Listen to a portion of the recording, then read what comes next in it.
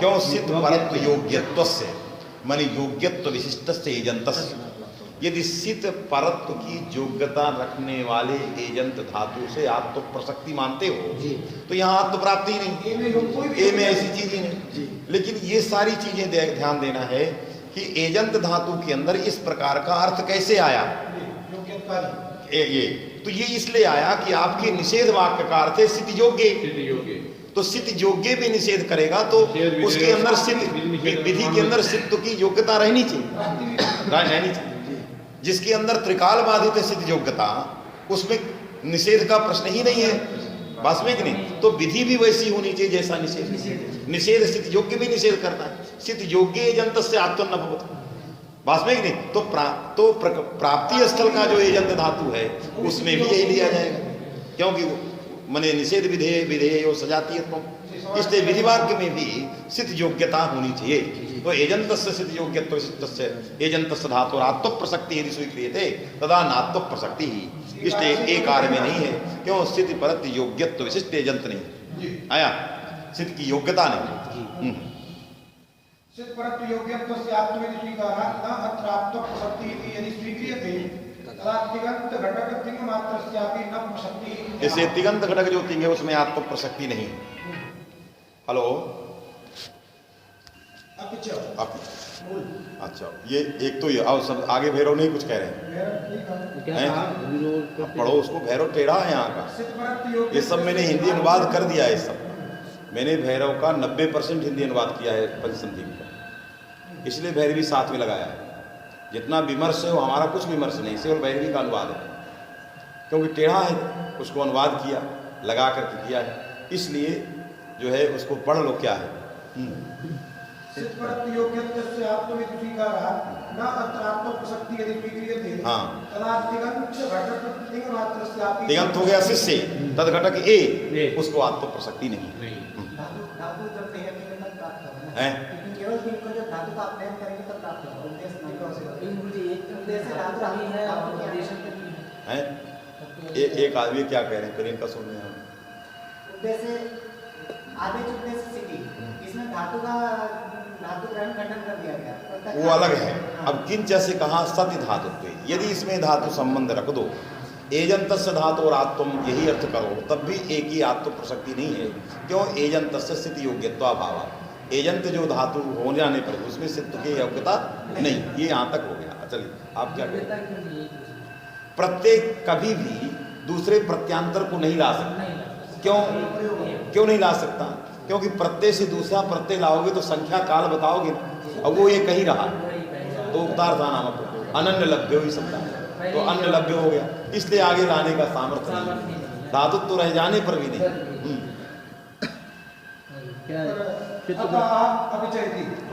अब सदर को स्वैरव मिश्र क्या कहें? ऊपर क्या है? शिष्ट व्रत योग्यत्व से आत्मविधि स्वीकारात न आत्म प्रसक्ति थी यदि स्वीक्रियते। हो गया है, मतलब क्या है पूरी कथा कह गए नहीं, ये कहाँ वो सामान्य निषेध का समान विषय कर दिया। निषेध जो शिष्य के ए में धातु संज्ञा हो जाने पर भी आत्म प्राप्त नहीं है, क्योंकि उसके अंदर सिदादि शित प्रत्यय लाने की योग्यता नहीं। हम उसी एजंत धातु को आत्म करते हैं जिसमें कभी भविष्य में सिद्ध प्रत्यय लाने की योग्यता रखता हो। यह प्रत्यय प्रत्यांतर को लाने की योग्यता रखता ही नहीं है। केवल धातु संज्ञा से नहीं काम चलता है, उसके अंदर उत्पादन का सामर्थ्य होना चाहिए। यदि स्वीक्रियते तदा तिगंत घटक तिंग मात्र से तिगंत घटक तिंग कौन है? शिष्य में ए, उसकी धातु उसमें आत्मन प्रसक्ति। अब आगे भैरव मिश्र क्या लिख रहे हैं? अच्छा, थोड़ा पीछे चल रहा है, पीछे से लगाया वो लगाया तिगंत को लिया, शिष्य को लिया, फिर ए को लिया। हाँ, आगे भैरव मिश्र क्या कह रहे हैं? यही मैं पूछना चाहता हूँ। यह क्या लिखा? ये सब भैरव मिश्र है, भैरव मिश्र है।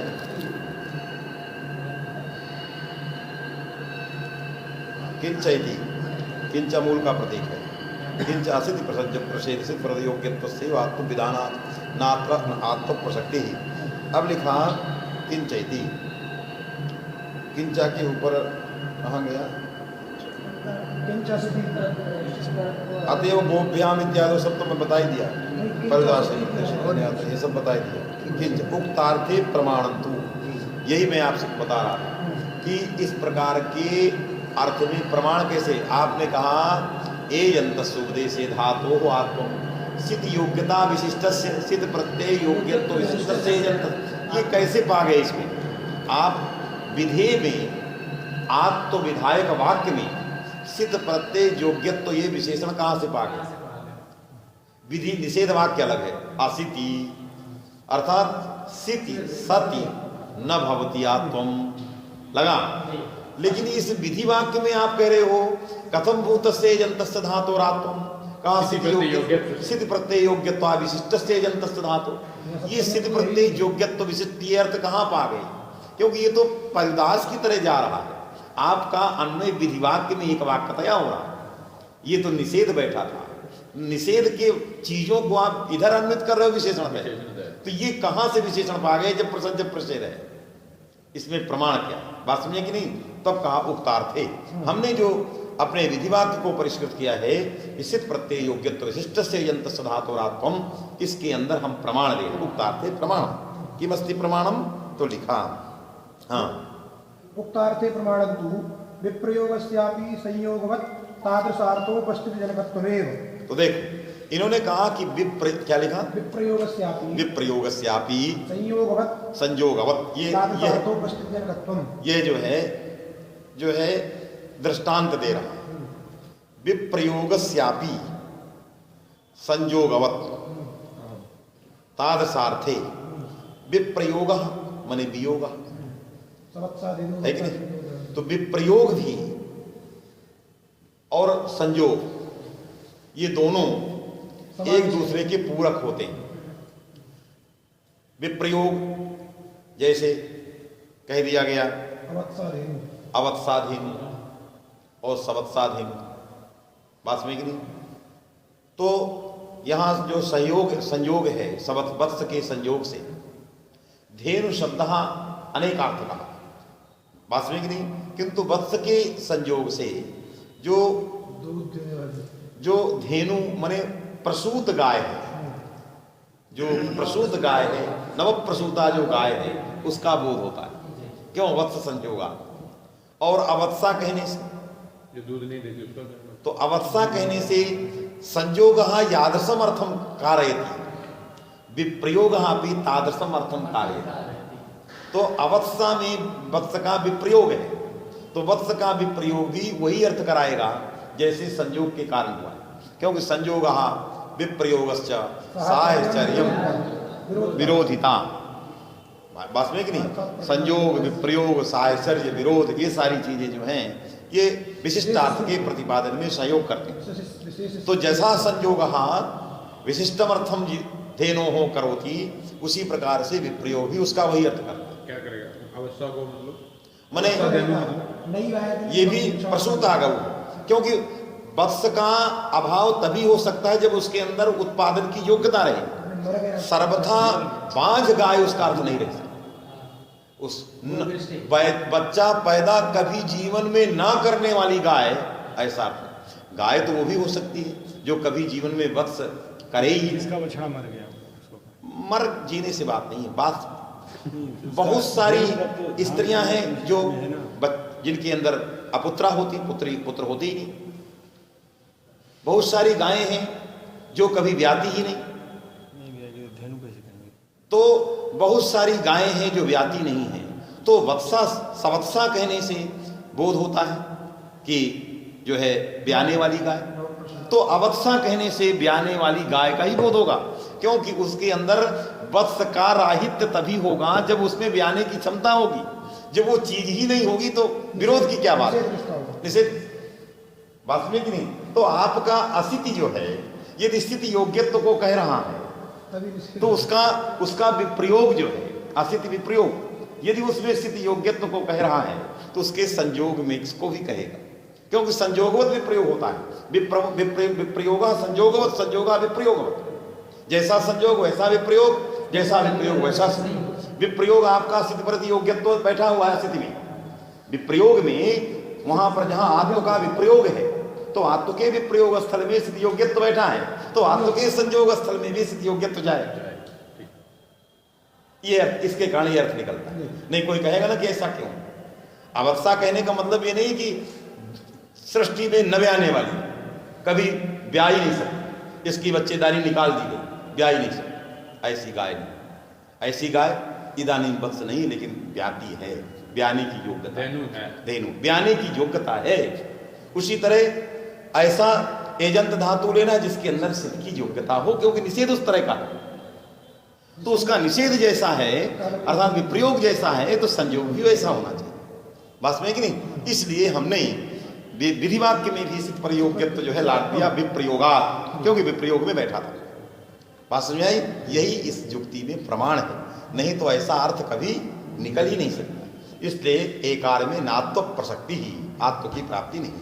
चलिए अपिच मूल में वा सादृश्यम अन्यानभीत क्रियावाचकत्वेन इति न दोषः उक्तार्थः अनंगीकारेपि आ अपिच। इसने कहा कि अपिचा दोषांतरमप्याह, माने समाधानांतरमप्याह, दूसरा भी समाधान है शिष्य के वारण करने के लिए। हमने शिष्य को कई तरह से वारण किया। नात्व प्रसक्ति फलाभावान धातो धातुत्वे नक्षति।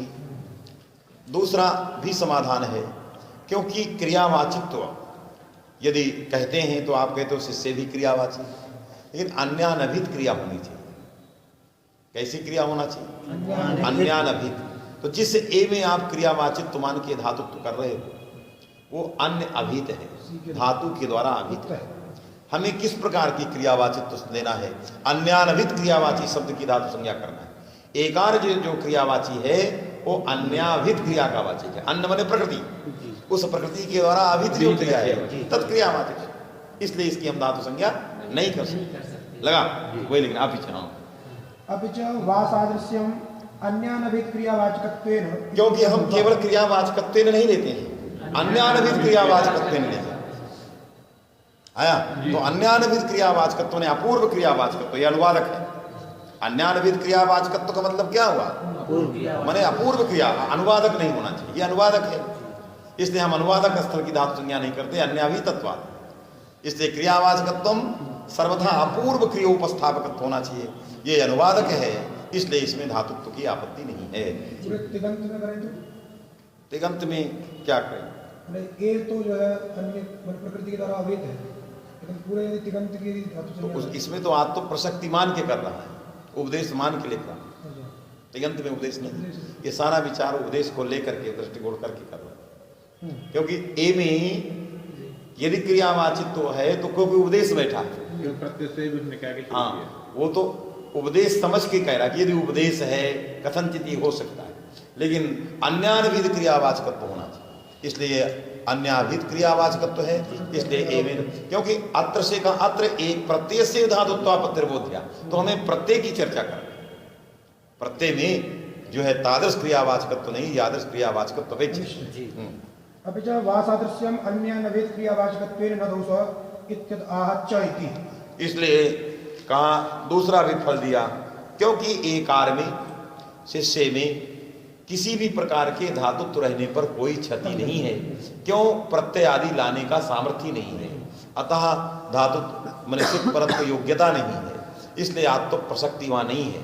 सति धातुत्वेपि न क्षति नहीं होगी। अत आहा चाय, इसलिए न हिरुक में दोष, न पृथक में दोष, न शिष्य में दोष। तब तीसरा दिया, इसीलिए कहा चकारा।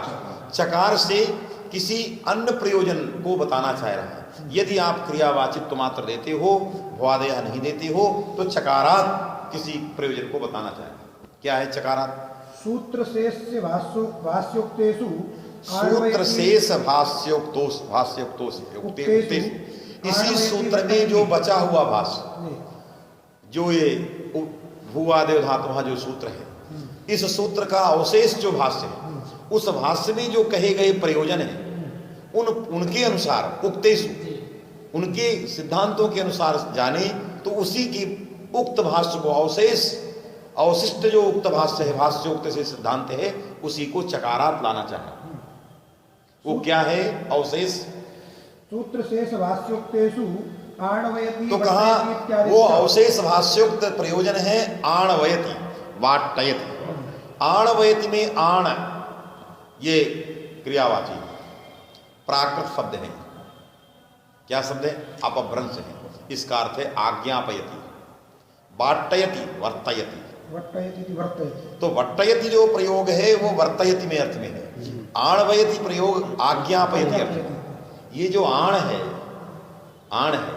अब आप इतने रखोगे क्रियावाचित्व, तो आज्ञापनादि क्रिया का, वर्तनादि क्रिया का ये जो है वर्तु और आण, ये सब जो है क्रियावाचित्व और साध्य क्रियावाचित्व है, क्योंकि आगे तिगंत आना है और अन्यानविध क्रियावाचित्व है। तो जैसा भी लो सर्वथा क्रियावाचित्व है। तो ऐसे अपभ्रंशों में अपभ्रंशानाम शब्दानाम धातुत्वापत्ति, अपभ्रंश शब्दों में शास्त्र प्रवृत्ति हो जाए तो उसमें साधुत्व आ जाए। इससे सूत्र से सूक्त भाष्य में अपभ्रंशों की व्यावृत्ति करने के लिए भवादेह पद दिया गया। जब भवादेह देंगे तो भवादिगण पठितान पूर्वी, जो वृतु या आज्ञा धातु है, तदान पूर्वी समानान पूर्वी कत्वनाण के पास है, न वट्ट के पास है, इस तीन में धातु तो नहीं रहता है। आणवयति वट्टयति इत्यादिषु च धातुत्वे शास्त्र विषयतया साधुत्वापत्तिः। लगा शास्त्र विषयतया, हाँ मने प्राकृत कहते हैं अपभ्रंश को। इसलिए मने आधुनिक लोग प्राकृत ही पे चल गए, भोजपुरी में सब प्राकृत। हाँ, तो उसको कहते हैं प्राकृत बड़ी अच्छी, बड़ी अच्छी, बड़ी। तो गलत चीज तो अच्छी लगती ही, कभी सच्चाई अच्छी लगती है नहीं अच्छी लगती। जितने गलत बोलने वालों को गलत गलत को ही देगा, बहुत अच्छा बहुत अच्छा। इसलिए आधुनिक संस्कृतज्ञों ने संस्कृत को उतना महत्व नहीं दे रहे हैं जितना वो प्राकृत में महत्व दे रहे हैं। क्यों?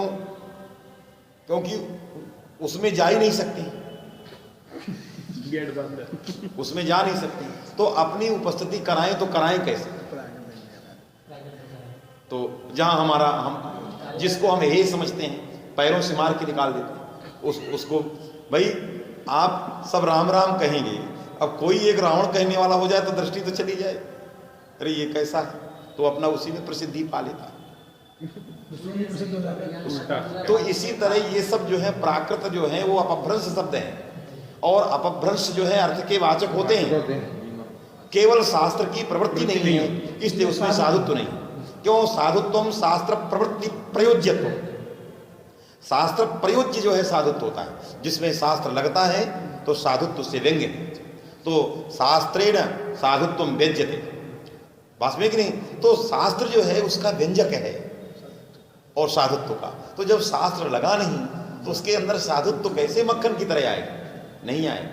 तो इसलिए वो सब जो है प्राकृत को ही कहते हैं। ये अब गोणी भाष्य में आया है, वेदों में आया कि नहीं? अरे मूर्खों, वेदों में आया होता तो ये लौकिका शब्दा कैसे कहते? वैदिका तो सन्नो देवी कह रहा है, उसी में पड़ गए पीछे उसके। तो ये जितना आप अंग्रेजी वाले समझेंगे ना, वो थोड़ा थोड़ा दो अक्षर अंग्रेजी बोलेंगे बीच बीच, तो हम लोगों में से लोग दिग्भ्रमित हो गए हैं परंपरा वाले। वो कहेंगे अरे बाप रे बहुत बड़ा, क्यों? बीच में 4 ठो बोल दिया, 6 ठो बोल दिया। तो आपको आश्चर्य हो, क्योंकि आप उसको जानते हैं। तो जितने मतलब ऐसे विभाग खोले गए हैं, बंद करा देने चाहिए। मैंने ऐसे विभाग जो खोले गए हैं जो सब प्राकृत अपभ्रंशों की ओर जा रहे हैं। ये वेद ग्रुप वाले हैं, ये फलाने ग्रुप वाले हैं, ढेकाने ग्रुप वाले हैं, वो सब महामूर्ख वाले हैं। माने वो सब ऐसे अपभ्रंश के पीछे पड़ गए हैं कि उनको संस्कृत में सुसंस्कृत संस्करण भूषण है। शास्त्र आदि में और विज्ञान शास्त्र आदि में इन भाषाओं को कालिदास ने सम्मान दिया। कालिदास ने लिखा है वो। ये तो कालिदास कहाँ लिखा है कुछ? कालिदास संस्कृत लिखेगा कि मन ये लिखेगा? कालिदास क्यों लिखे? सुसंस्कृत से ही, जब आदमी सुसंस्कृत रहेगा तभी तो बिगड़ेगा। बिगड़ा हो पहले नहीं बिगड़ता है, बिगड़ता बाद में, ये नियम से। क्योंकि शुद्ध बुद्ध तो जन्म लेते ही, बिगड़ता तो यहाँ आकर माया के वाले। इसलिए प्राकृत वालों को हम बहुत डांटते हैं। इसलिए डांटते हैं, कहता है कि प्रा माने पहले कृत, पहले प्राकृत है बाद में संस्कृत। हमने कहा संस्कार बाद में होता है, पहले सुसंस्कृत शुद्ध बुद्ध सुसंस्कृत व्यक्ति रहता है। भाषाएं जो अनादि अनंत काल से सुसंस्कृत भाषाएं थी, आप लोगों की मूर्खता के कारण उसमें अपभ्रंशत्व हुआ, बाद में बिगड़ा। अरे शरीर आता है तो शरीर कितना निर्मल है, कितना स्वच्छ साफ निर्मल रहता, बाधे में न कचरा लगता, धोते रहो धोते रहो। उसी तरह भाषाएं आई, देवलोक की भाषाएं सब आई और कचरा लगा दिया है। तो उसी कचरा को हटाने के लिए कहा कि कचरा वाला तो अर्थ बता सकता है, लेकिन वो साधु नहीं, साधु नहीं है, क्योंकि उसके अंदर शास्त्र की प्रवृत्ति विषयता नहीं है। शास्त्र जो है साधुत्व का प्रयोजक है, शास्त्र नहीं लग रहा है, इससे उसके अंदर साधुता नहीं है, असाधु। वट्टयति इत्यादि धातुत्वे शास्त्र विषयतया साधुत्वापत्ति इति तद् व्यावृत्ते तदिति भावः। इसलिए उसकी व्यावृत्ति करने के लिए हमने वादया दे दिया है, तो हमारा शास्त्र नहीं लगा तो उसके अंदर साधुता नहीं रही। नहीं रहेगा, इसलिए तो नहीं लगा। तो आणवैत अशुद्धम, यदि लग गया होता तो हम कह देते कि भैया हमने बना दिया, करो प्रयोग। अब हमने तो इसको नहीं बनाया, प्रयोग आप करोगे तो गड़बड़ है, क्योंकि हमारी मुहर नहीं लग पाई। साधुत्व की मुहर हम लोगों को हमने लगाया ही नहीं, मुहर नहीं लगी, इसलिए गड़बड़। स्तनभादीनां उदित करणेन सौत्राणां कहाँ स्तनभूत, अस्कनभूत, स्कनभूत, स्पनभूत तमाम धातुएं हैं। वो सब धातुएं भवादिगण के में पढ़ी नहीं गई, तो भवादिगण पठितान पूर्वी सुसान पूर्वी मत तो आई नहीं है, लेकिन क्रियावाचित तो है। और सूत्र में पढ़ी होने से उनमें तत्त सूत्रोद्देश्य सूत्रीय कार्य होते हैं, तो उसमें धातुत्व आई नहीं, कैसे धातुत्व लाओगे?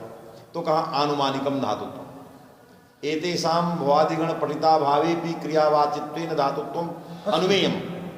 क्यों? धातुद्देश्यक तत्त सूत्रेण कार्य विधानात्, धातुद्देश्यक तत्त सूत्रेण कार्य विधानात्, स्तनभू स्कनभू इत्यादि सूत्रेण स्तनभू धातूनाम उद्देश्य कार्यं विधीयते तेन, तस्मात् अन्वीयते अवश्यम एतेषां धातुत्वम्, अन्यथा इदं सूत्रकरणं व्यर्थम स्यात्, पाणिनि का व्यापार व्यर्थ होता।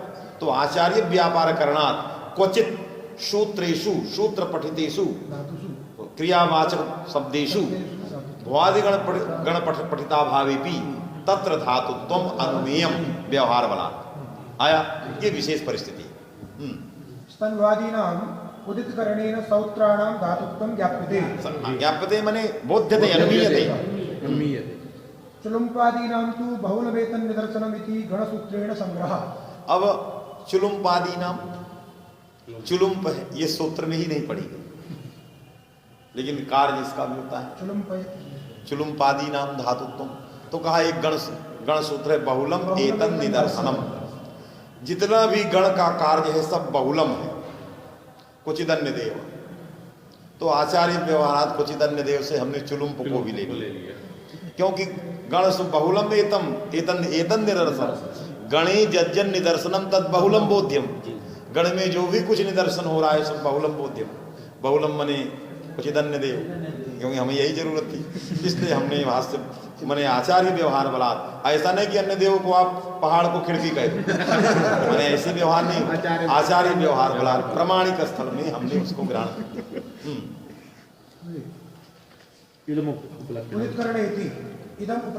उदित करणम उपलक्षणम। और भी कार्य है, मैंने स्कन्धु में उदित करण है, तो उदितो वा इत्यादि धातु उद्देश्य कार्य प्राप्त है, तो न केवलम उदित करणेन अपि उपलक्षणतया अन्यदपि प्रमाणम धातुत्वे तत्प्रकृतिक चलनुवादकेन चिलिंग इत्यादि स्तंभो प्रकृतिक जो चिलिंग चिली इत्यादि प्रत्ययांग हैं, चिली अंग इत्यादि प्रत्ययानां विधानम। यदि धातुत्वं नास्ति तदुद्देश्य धातुद्देश्य चिली प्रत्ययानां विधानम कथम तत्सूत्रेण तस्मात् अन्वीयते भवादिगण पठित अपठितत्वेपि धातुत्वं विज्ञेयम्। अनुमानेन वा व्यवहारेण विज्ञायन्ते। तत्प्रकृतिक चिली अनुवादेन आंग विधानेन आंग ने अंग सारदा विधाने अंग विधाने अंग धातु को देश कर अंग आता है। अंग विधानेन सार्वधातु के परे विकरण विधाने और सार्वधातुक प्रत्यय रहे सपादि विकरण का विधान उनसे किया गया है। तो धातुए से न विकरण आता है। जब कहोगे में वादिगण में पढ़ेगे नहीं तो कैसे विकरण किया? तो अधातुत्वे भी धातुत्वम भी किया। जुंचंक्रम इत्यत्र पठितः जो जप जब इत्यत्र पठित तपसः वृत्ति प्रवृत्तिनांच केसांचित् धात्वधिकार वेद कार्योद्देश्यत्वात् बुद्ध्यम्। सभी में जू चंक्रम में इत्यादि जितने हैं, जप तप पस जितनी हैं, सब में सूत्र में धातु उद्देश्यक तत्त कार्य का विधान हुआ है। इसलिए सभी में इनमें धातुत्वम विज्ञेयम वादिगण पठितत्वा भावी। एतैश्च स्थितस्य तेषां पाठस्य भ्रंशोन्मीयते इति भावः। अथवा इन सब का जो श्रौत्र धातुएं हैं इनका भी पाठ वादिगण में था। सब प्रति पाठ भ्रंशः यदि न स्यात् तर्हि तत्तदुद्देश्यकं कार्यं कथं स्यात् तर्हि भ्रंशोऽपि पाठः अनुमीयते तत्तद् कार्यबलात् तदुद्देश्यक कार्यबलात् इदानीं पाठः न दृश्यते भ्रंशात् मतिवैकल्यात् तथापि पाठः अनुमीयते। भ्रंशा माने मतिवैकल्यात् पाठः न दृश्यते अंतर्निहिता एतेषां पाठः। ये जो है निहितं गुहायां की तरह वादी की गुहा में ये सब धातुएं प्रविष्ट हैं किंतु मतिवैकल्येन न दृश्यते तस्मात् अनुमानं क्रियताम्। एतैश्च स्थितश्च तेषां पाठस्य भ्रंशोन्मीयते इति भावः। तेषां पाठः भ्रंशः इति अन्मीयते। मैत्र्यादि अन्य सम्मतं समाधिम आह बहुलमिति। मैत्रेय आचार्य के द्वारा किया गया समाधान ये बहुलम एतन् निदर्शनम। ये आचार्य मैत्रेय ने कहा जितने भी गण हैं सबको बाहुलक मानो तो जितने सूत्र धातु हैं सब में आ जाएगा। हमें ये सब अनुमान नहीं करना पड़े।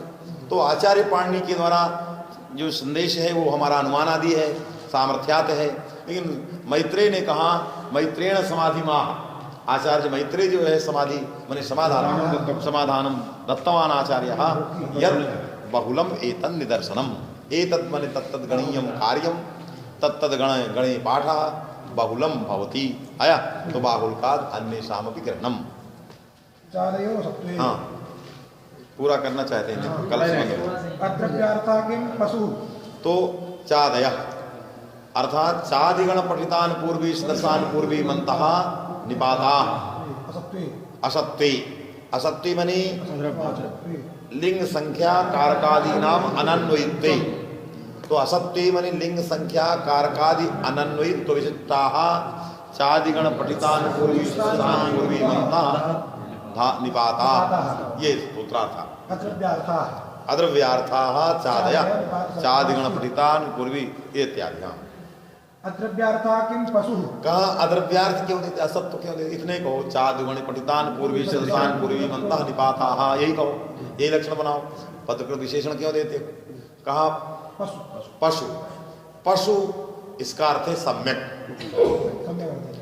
तो पशु का चादिगण में पाठ लोम लांगूलवाची पशु और चादिगण में पढ़ा गया पशु दोनों समानान पूर्वी। इसकी भी निपात संज्ञा और निपात संज्ञा होने से स्वरादि निपात अव्यादाब सुबह पशु पशु पशुवः बने बनेगा। जैसे उस पशु का केवल पशु बनता उसका सभी विभक्तियों में लुक है पशु बस आया कि नहीं समान रूप। तो इसका भी वही होगा क्यों पशु पशु पशुवः चलाते इसमें न हो जाए निपात। इसके लिए हमें चाहिए अद्रव्यार्थ। ये द्रव्यार्थ है पशु द्रव्यार्थ है अर्थात लिंग संख्या कारकादि अन्वयी है आएगी। इसे शीदंती तिष्ठन्ति लिंग संख्या कारकाणि यत्र तत्सत्वम तत्सत् तस्य भावः सत्वम तस्मिन् सत्वे न सत्वम असत्वम तस्मिन् सत्वे लगा।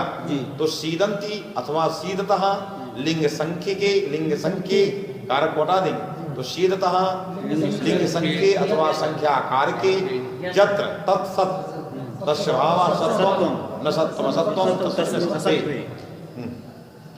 अद्रव्यार्था किम पशु लिंग संख्यान्वितम द्रव्यम। लिंग संख्यान्वितम इसलिए कारक को छोड़ा है। लिंग संख्या अन्वितम जत तद द्रव्यम पशु द्रव्य है इसलिए द्रव्यार्था है अद्रव्यार्थ नहीं है इसलिए उसकी निपात। यह तु स्यादेव लोधम नयन्ति पशुमन्यमानाः। यहाँ ये पशु का अर्थ सम्यक लोधम नयन्ति पशुमन्यमानाः इत्याकारक वाक्य में आया हुआ जो पशु है उसको समय की निपात संज्ञा तो स्यादे होती क्योंकि वो जो है अद्रव्यार्थ है सम्यक उसको बता रहा हूँ सम्यक लोधम नयन्ति सम्यक मन्यमानाः लोधम नयन्ति। लोधम नयन्ति। तो सम्यक मन्यमाना भी सम्यगर्थ जो पशु है वो द्रव्यार्थ है, उसकी निपात पंक्ति का क्या अर्थ है? पंक्ति तो बता सम्यक मन्यमानाः लोधम लोधम नयन्ति। लोधम माने लोधम मैंने लुब्धम ऋषिम, आगे तो दे रहा है नच। लुब्धम ऋषिम, जो लुब्ध ऋषि है उसको भी अच्छा समझ करके ले आ रहा है। यद्यपि अयम लुब्धा ऋषि, अयम ऋषि ही लुब्धः लोभी लोभेन ग्रस्तः लुब्धः तथापि सम्यक मन्यमानाः आनयन्ति, उसको भी समझ करके ले आया। बस में सम्यक अर्थे की अब हमारा सम्यक से तात्पर्य हमने लगाया है, लगा दिया को, लेकिन आप लोधम माने लुब्धम नीचे लिखा हुआ है लोधम इति न च लुब्धम ऋषिं नयन्ति पशुं मन्यमाना इति निरुक्ते पशुमिति सानुस्वार पाठात् तत्र पश्विति लुप्त विभक्तिकं सत्ववाची इति वाच्यम्। अब प्रश्न उठा रहा, मूल के ऊपर प्रश्न उठा रहा। क्या लिखा? न च न च। अब लोधम नयन्ति पशु मन्यमाना, इस वाक्य के ऊपर न च से प्रश्न कर कहा पशु जो है ये दो तरह के पाठ मिलते हैं। एक तो पशु द्रव्यवाची से मतलब उसकी आनपूर्वी को बताएं, वाची कहेंगे सब गड़बड़ा, तो वाची नहीं कहेंगे। दो तरह के आनपूर्वियां मिलती, एक पशु एक पशुम, ये मिल एक सानुस्वार वास्तविक। तो पशुम जो सानुस्वार है इससे तो लगता है कि जो सम्य उसका भी पशुम का भी सम्य का ही अर्थ है। इससे लगता है कि अनुस्वार कहाँ से आया, इसका मतलब है कि द्रव्यवाची है। यदि द्रव्यवाची न होता तो अव्यादाप सुपा उस सु के अम को लेके चला जाता। जब चला जाता तो पशु कैसे होता? पूर्व पक्षी कह रहा है, पूर्व पक्षी के हृदय में कह बैठा रहा है कि देखो इसमें एक अनुस्वार है, इसका मतलब कि सम्यक अर्थ वाला भी द्रव्यवाची है तो उसकी निपात संज्ञा नहीं होती है। तो अव्यादाप सुपा निपात आप बे नहीं होता, शुद्ध व्यक्ति का लुक नहीं होता। तो कैसे आपने मूल में कह दिया कि यह द्रव्यार्थक है? हमने तो द्रव्यार्थक भी देखा है सम्यक अर्थ वाले को। हम द्रव्यार्थक कहाँ देखे? कहाँ पशु सानुस्वार पाठ में देखें। तो आप कैसे इसको अव्यय संज्ञा करते, इसको अद्रव्यार्थक कैसे बना लिया? वास्तविक नहीं, ये प्रश्न है। न च लुब्धम ऋषिं नयन्ति पशुं मन्यमाना लगा निरुक्ते। वो भी वाक्य दे रहा है। कहा आपने कहाँ देखा? तो पूछा आपने कहा? कहे हम निरुक्त में देखे। निरुक्त वेद का व्याकरण है, तो किस निरुक्त में देखे? कहा लोधम नयन्ति सम्यक पशुमन्यमाना इति निरुक्त में देखा। वो भी तो निरुक्त ही बोल रहा है, मूल कार भी निरुक्त ही बोल रहा है। तो पूर्व पक्षी कहा मैं भी निरुक्त बोल रहा हूँ, आप अपना निरुक्त बताइए। तो वो निरुक्त क्या अपने निरुक्त में क्या लिखा? लोधम नयन्ति पशु पशुम, मूल में पशु है न च से पशुम। तो वो कहा इति निरुक्ते, इसी निरुक्त में मैं भी देख रहा हूँ। आप अब पता नहीं कौन से देख रहे हैं, आप निरनुस्वार देख रहे हैं, अब मैं निरुक्त में सानुस्वार देख रहा हूँ। मैंने उसी निरुक्त के पंक्ति को कहा मैं सानुस्वार देख, और उसने मूलकार ने कहा कि मैं आपने अनुस्वार सहित लिख दिया। मैं आप पर प्रश्न करना चाहता हूँ, जो मैं सानुस्वार देखा उसको लगाओ। वही लिखा इति निरुक्ते, इति निरुक्ते पशुम इति सानुस्वार पाठात् हाँ तत्र पशु इति लुप्त विभक्तिकम सत्ववाची इति वाच्यम्। इसलिए आपके मूल में जो पशु है वो लुप्त विभक्तिक द्रव्यार्थक है, वहां विभक्ति का लोप मानिए, लुप्त विभक्तिक द्रव्यार्थक है। क्यों? यदि द्रव्यवाची नहीं होता तो सानुस्वार पाठ नहीं आता, हम चला गया होता। इसलिए अद्रव्यवाची आपके मूल में नहीं है। कैसे वहां कैसे आपने अद्रव्यार्था का प्रयोजन दे दिया? पशु इति वाच्यम। लोधम इति अनवगतम इति तद्भाष्योक्त्या। कहा कि बात समझ नहीं रहे हो, बात नहीं समझ रहे। क्या कहा? लोधम नयन्ति सम्यक पशुमन्यमाना, पशुमन्यमाना। भाष्यकार ने लिखा है लोधम इत्यनवगतम, लोधम इत्यनव। लोध के अर्थ निर्माण में वो ग्रंथ है, पशु के पाठ निर्धारण का ग्रंथ नहीं है। पशु के विषय में जो विचार करते हो उस निरुक्त का विचार ही नहीं है। वो निरुक्त जो है किस शब्द को लेके चला है? लोध को। क्योंकि लोधम इत्यनवगतम नहीं जानता हूँ, अवगत नहीं। कहा लोध पदार्थ, कहा अनवगत।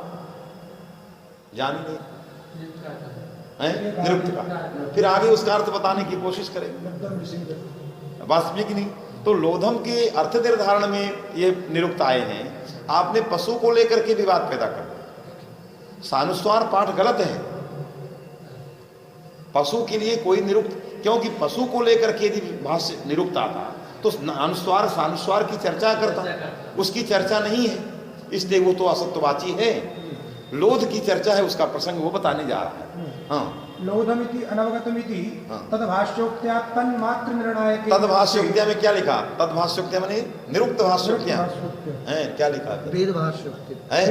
हाँ, क्योंकि निरुक्त वेद का ही निरुक्त वेद है, इसलिए वेद भाष्यों में आया। लोधम इति अनवगतम इति वेद भाष्योक्त्या। तद्भाष्योक्त्या तन्मात्र निर्णायके निरुक्ते यह लोध मात्र निर्णायकः लोध शब्दात् अयं निरुक्त निर्णायके ग्रंथः। निरुक्ते वेद वाक्यानाम अर्थ निर्धारणम निर्वचनं च निरुक्तं करोति।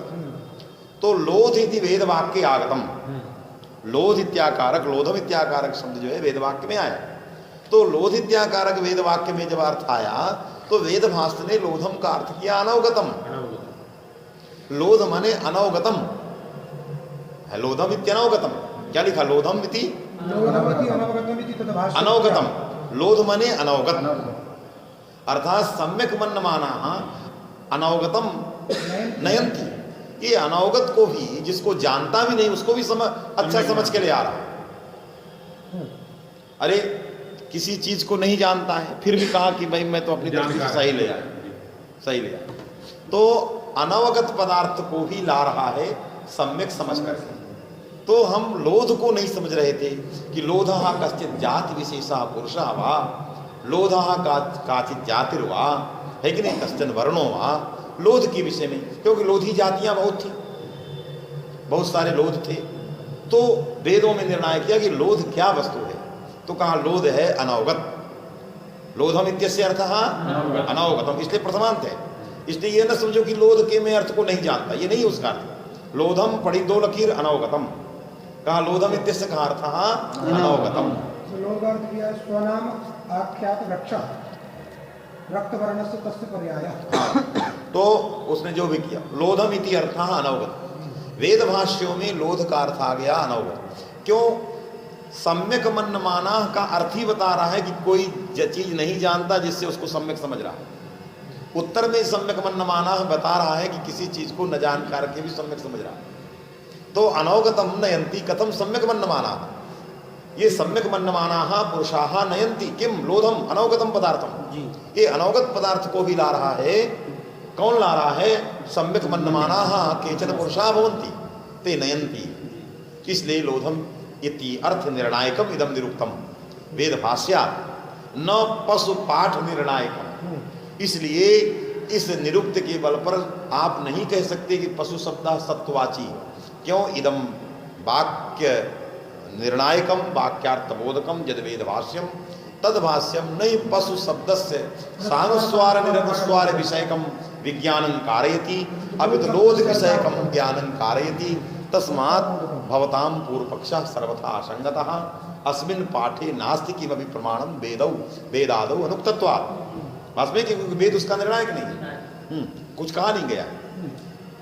हाँ, पशु शब्दांश से अन्यथा पाठे माना यह पशु शब्दांश से, पशु शब्द के अंश में सानुस्वार पाठ जो बता रहे उसमें वेदवादी में कोई प्रमाण नहीं। इसलिए उसकी, क्योंकि तद्भाष्यम सर्वथा लोध निर्णायकम न तो पशु शब्द से पाठाभिप्रायकम भाष्यम लगा। पशु शब्दांश से अन्यथा पाठे माना भाव। इसलिए मैंने आपको बताया कि लोध को मैं नहीं जानता। क्यों? हम शुरू में पढ़े थे तो हमारे एक और बच्चे थे, नाम नहीं है, गुरु जी थे, वो ये कहे कि लोध का अर्थ मैं नहीं जानता। तो ये अर्थ फिर दूसरा बार हम जब पढ़े गुरु जी से थोड़ा, तो गुरु जी कहे नहीं इसका तो अर्थ नहीं, लोधम इत्यस्य अर्थ अनवगत। लोध का अर्थ है अनवगत, अज्ञात। माने अज्ञात को ला रहा है सम्यक समझ कर। जिस जद विषय का ज्ञान नास्ति, उस विषय में उसको अच्छा समझ के ले आ रहा है। इति वेदम, वेद ये वेद भाष्य है, न कि लोध को मैं नहीं जानता इसमें नहीं समझ। वास्तव में कि नहीं, ये अर्थ का अभिप्राय। चलिए स्पष्टं चेदं प्रकृत सूत्रे हरदत्त ग्रंथे हरदत्त ग्रंथ में भी, प्रकृत सूत्र भाष्य में भी, प्रकृत सूत्र में भी लोध विषयकम इदम निरुक्तम न तो पशुपाठ अभिप्रायकम इदम निरुक्तम इति सर्वत्र सुस्पष्टम तस्मात् सानुस्वार पाठे प्रमाणा भावा। दर्श धातु माधव ग्रंथे चैति। और माधव ग्रंथ जो दर्श धातु विषयक माधवीया धातुवृत्ति ग्रंथः तस्मिन् ग्रन्थेपि एतस्य सत्त्ववाचित्वं सर्वथा प्रतिपादितम्। उपसर्गाः क्रियायोगे क्रियायोगे जे उपसर्गाः भवन्ति प्रादयः ते उपसर्गाः, क्रिया के योग में जो प्रादि होते हैं उनको उपसर्ग कहते हैं। निस दुषिति शांतौ। निस और दुष नाम के दो शब्द हैं जो शांत हैं। निस निर दिश दुर। निस जो है निर, दुष और दुर। प्रादिगण में निस निर दो उपसर्ग हैं, एक शांत एक रेफांत है। फिर एक दुष भी है जो शांत है, एक रेफांत है। ऐसा नहीं कि शांत कुछ रेफांत हो जाए या रेफांत कुछ शांत हो जाए, ऐसा नहीं, क्योंकि कुछ रेफांत विसर्ग होकर शांत हो सकता है, या कुछ शांत जो है सकार को विसर्ग रेप होकर के रेफांत हो सकता है। इसलिए ये शंका निवारण करने के लिए अलग अलग बता रहे निस और दुष निर।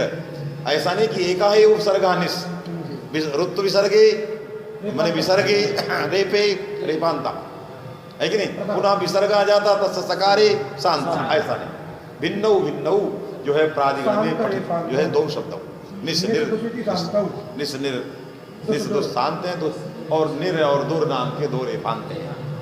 निसस्तपतौ इति निर्देशात्। क्यों निसह ये निर्देश किया है, आनपूर्वी से विभक्ति लाया है भगवान पाणिनि। निसस्तपतौ तपतौ सत्याम निशा सत्वम, तो यहाँ निशा निस उपसर्ग का आनपूर्वी पाठ है।